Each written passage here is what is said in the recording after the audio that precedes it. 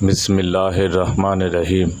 حضرت ابو ہریرہ رضی اللہ تعالیٰ عنہ بیان فرماتے ہیں، نبی کریم صلی اللہ علیہ وسلم نے ارشاد فرمایا، سب سے برا کھانا اس ولیمے کا کھانا ہے جس میں صرف مالدار بلائے جائیں اور غریب مساکین چھوڑ دیے جائیں، اور جو دعوت ولیمہ میں نہیں آیا اس نے اللہ کے رسول کی نافرمانی کی ہے۔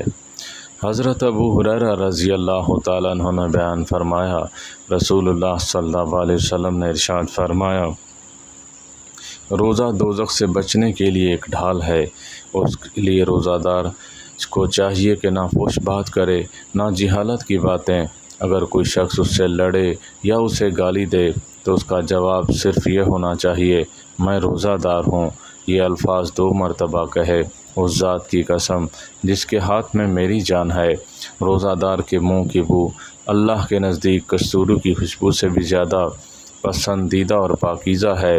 بندہ اپنا کھانا پینا اپنی شہوت میرے لیے چھوڑ دیتا ہے، روزہ میرے لیے ہے اور میں ہی اس کا بدلہ دوں گا، اور دوسری نیکیوں کا ثواب بھی اصل نیکیوں سے 10 گنا بڑھ جاتا ہے۔